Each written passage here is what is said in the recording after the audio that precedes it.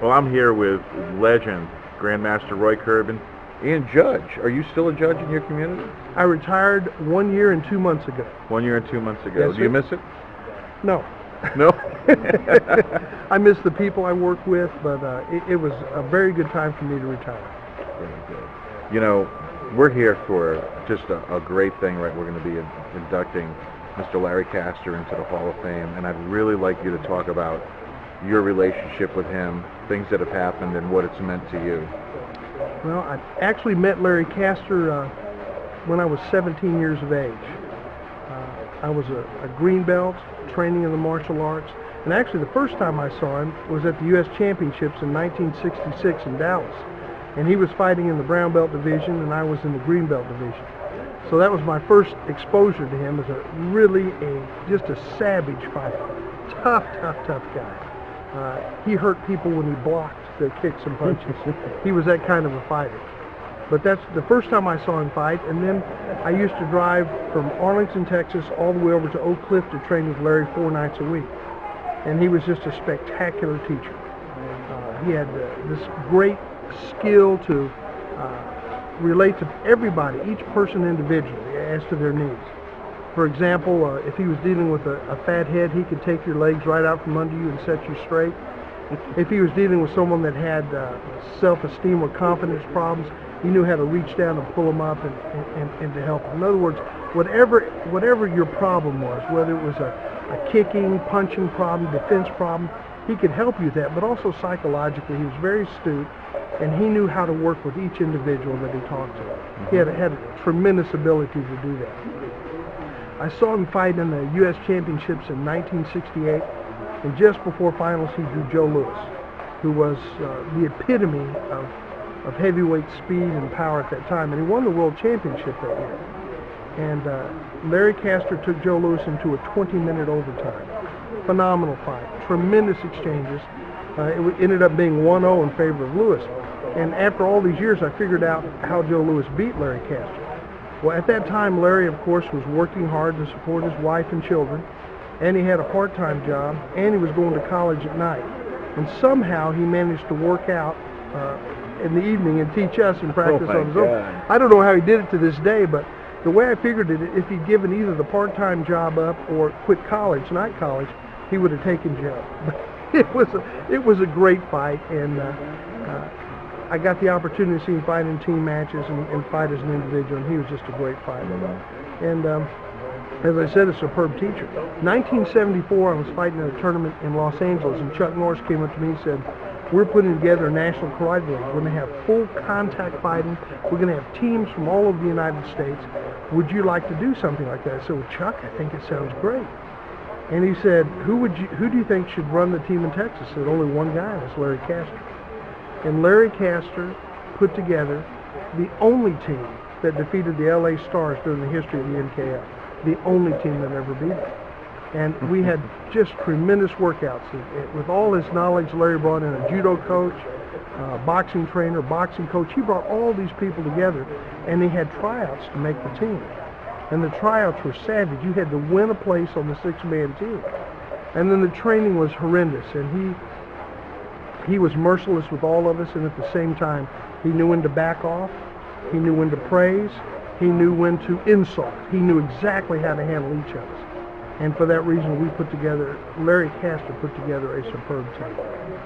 And he could watch a person fight, and he'd look at you and say, "Roy, if you do this, this, and this, you can beat this guy. The guy can't do this or that." And if you followed his instructions, everything that he told you worked perfect. He had tremendous insight. He was a fighter, but he had insight into what was going on. Superb guy. He sounded like he's the person you wanted in your corner. Absolutely. You did not want him in the other guy's corner, I can tell you that. Yeah, because he'd be picking you apart. Oh yeah, but it was just real funny to be with him. He had a great sense of humor, and he could make you laugh at yourself. Not just laugh at something, but laugh at yourself. He could poke fun at you and make you laugh. A great dry sense of humor. Now, did you ever get a chance to compete against him? You weren't that far apart in rank. Did you ever get a chance to fight against him? No, I did not. I fought him a lot at the school, which was more than enough. More than enough? Yeah, in the 1970s, when he had kind of gone into, toward the end of the 70s in semi-retirement. He'd get off work, he'd come by my school and say, Roy D, let's spar. Oh, he would bang me up. I would have holes all over me. But it was a very friendly match, and he was just a pleasure to work with. Every time you fought him, you learned something from him. Every single time. Even if he wasn't teaching, you learned something from him. But he was just so great to be with and travel with. And in the years later, we were working with the Karate International Council of Kickboxing, and Larry and I traveled around the country, and what we did was we trained officials. We worked with the boxing commissions in the various states. We worked with organizing kickboxing shows that were involved in a lot of television productions. On the athlete side of it, on the actual show side of itself, working with the athletes, the trainers, checking on all the details, and it was just a joy to be with him. Traveled everywhere and made a lot of new friends, had a great time. If you had to describe him in just a few words, how would you do it? Larry Castor is one of the toughest, kindest, most intelligent persons you could ever meet, and also one of the best friends you could ever hope to have. I don't think of Larry as a friend. I think of him as an older brother I never had. And he's that kind of a man. He's very special.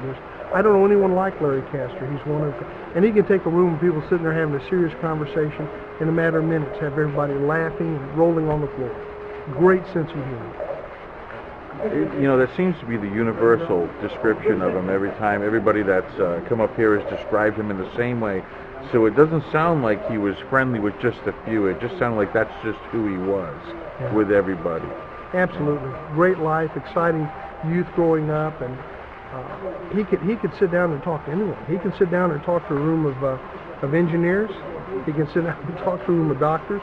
Or he can sit down and talk to a whole room full of fighters.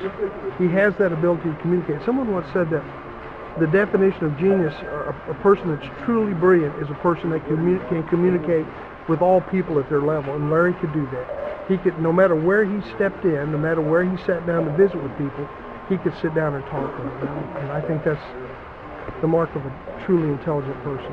Are you excited for him tonight? Oh, yes. Long overdue. Yeah. Long overdue.